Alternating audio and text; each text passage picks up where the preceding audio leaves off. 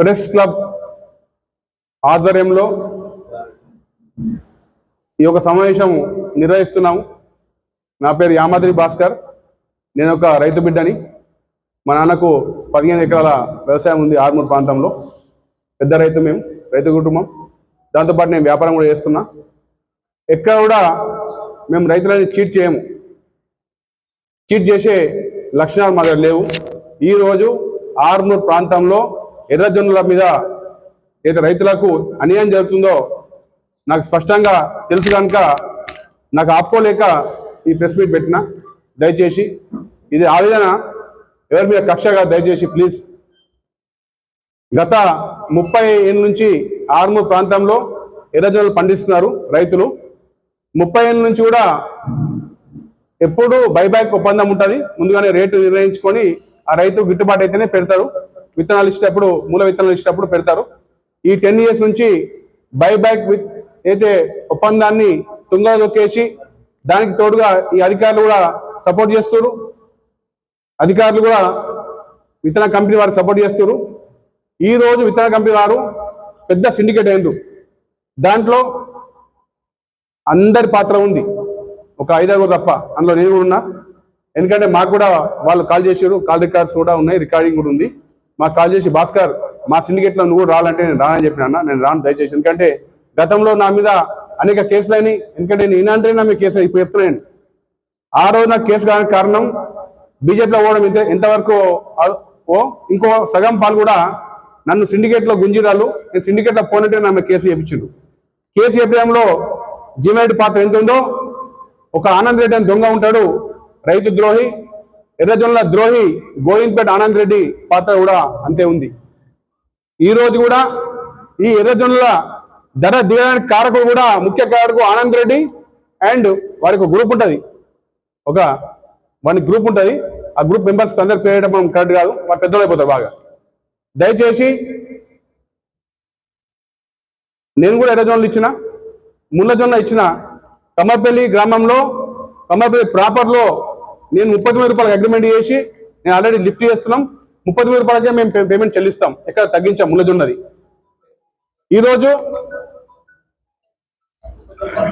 30 quintal.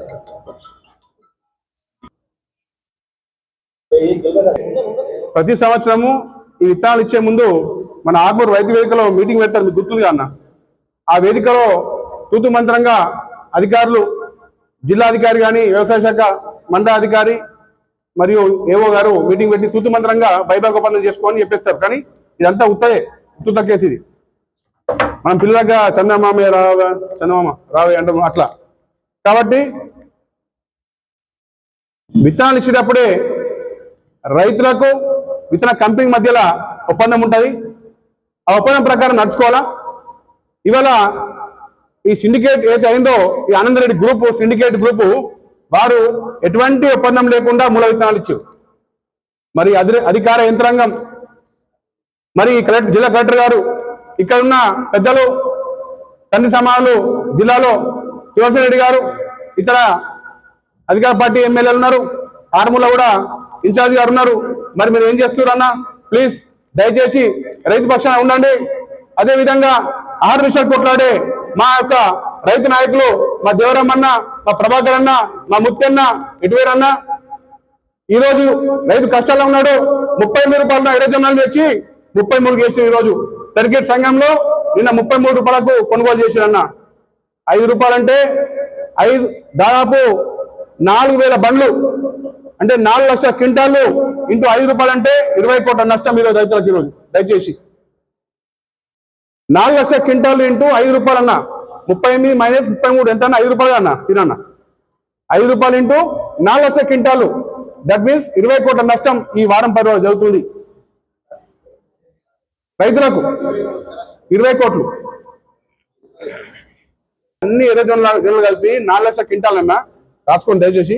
ఈ 4 లక్షల క్వింటాలకు 33 రూపాయలతో నేను ఒప్పందం చేసుకున్నా టర్గెట్ సంఘంలో.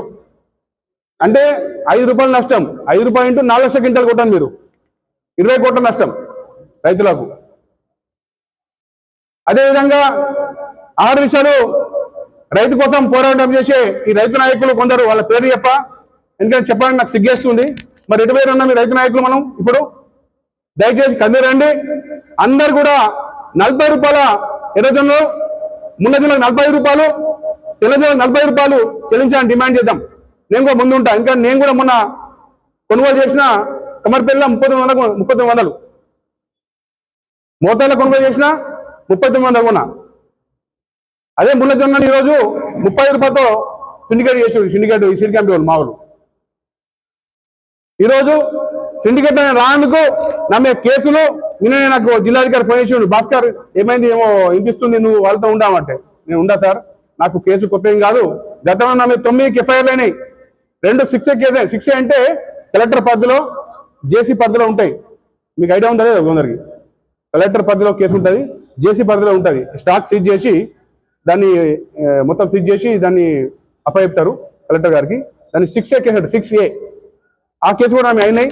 అన్ని గతంలో నా మీద అయినాయి. అది చిన్న కేసు. అవి ఆర్మూర్ ప్రాంతంలో పెద్ద కేసు నా మీద అయినాయి. 150 లక్షల సరుకు సీజ్ చేసిన పట్ల జీవన్ రెడ్డి అండ్ ఈ దొంగ ఆనంద్ రెడ్డి, మన అప్పల ఆనంద్ రెడ్డి దొంగ, నా 2 కార్లు, నా 2 గోడౌన్ సీజ్ చేసారు. ఎటువంటి నాకు ఇబ్బంది కాదు, ఎందుకంటే నాకు రైతు పక్షాన్ని ఉన్నాను, రైతు సపోర్ట్ ఉంది, రైతు బిడ్డ నేను కాబట్టి, ధర్మం నా పక్షాన్ని ఉంది కాబట్టి హైకోర్టులో ఆ రోజు నేను రిట్ వేసి నేను గెలిచిన. వాళ్ళు చేసిన సీజ్ చేసిన పంచాంగం ఉంటుంది, సీజర్ పంచాంగం ఉంటుంది, ఆ పంచాంగం కొట్టేసి నాకు ఉత్తర్వు జారీ చేసి ఆ రోజు హైకోర్టు నుండి. కాబట్టి దయచేసి ఆర్మూర్ ప్రాంత రైతులని అన్యాయం చేయకండి. రైతులు కూడా తొందరపడి మాలు అమ్మకండి, స్టాక్ పెట్టండి. దీనికి ఒక సాగు చెప్తారు ఏమని అంటే, సౌదీ అదేంటి మన దుబాయ్ అటు సైడ్ యుద్ధం నడుస్తుంది, దానివల్ల ధర దిగిపోదన్న. సౌదీకి దుబాయ్కి మన అదేంటి ఇరాన్కు అమెరికాకు సంబంధం లేదు. ఎర్రజొన్నలు మొత్తం 80% ఎర్రజొన్నలు అమ్మేదంతా మన భారతదేశంలో అమ్ముతుంది, అంటే నార్త్ ఇండియాలో అమ్ముతుంది. 20% మాత్రం పాకిస్తాన్ అమ్ముతుంది. ఇది వాస్తవం అన్నమాట. పాకిస్తాన్ మనకు ఎక్స్పోర్ట్ లేదు కాబట్టి వయా దుబాయ్ పోతుంది సార్ సరుకు. ఇక్కడ బాంబే పోర్ట్ నుండి, గుజరాత్ అదాని పోర్ట్ నుండి, బాంబే నుండి దుబాయ్ పోతుంది. దుబాయ్ నుంచి షిప్లో మళ్ళీ పాకిస్తాన్ పోతుంది. పాకిస్తాన్ ఎటువంటి యుద్ధం లేదు, అక్కడ సరుకు బ్రహ్మాండంగా పంపిస్తారు వయా. కానీ పాకిస్తాన్ మాల్ ఇప్పుడు పోదన్నా, దయచేసి నేను మంచిగా 100% సరుకుల 80% నార్త్ ఇండియాలో ఇప్పుడు అమ్ముతుంది. ఈ మార్చ్, ఏప్రిల్, మే, జూన్ దాకా అమ్ముతుంది. పాకిస్తాన్ ఎప్పుడు అమ్ముతుంది? 20% సరుకు అక్టోబర్, నవంబర్, డిసెంబర్ అమ్ముతుంది. దాన్ని బూచిగా ఊహించి ఈరోజు ఈ సిండికేట్ విత్తన వ్యాపారులు 38, 39, 40 రూపాయల ఎర్రజొన్నల్ని 33 తెచ్చారు. దయచేసి మీరందరూ కూడా పత్రికా ముఖంగా ప్రభుత్వం మీద రాస్తారా, మరి విత్తన కంపెనీ మీద రాస్తారో రైతులకు న్యాయం చేసే విధంగా రాయాల్సిన మీ అందరూ నేను రిక్వెస్ట్ చేస్తున్నా.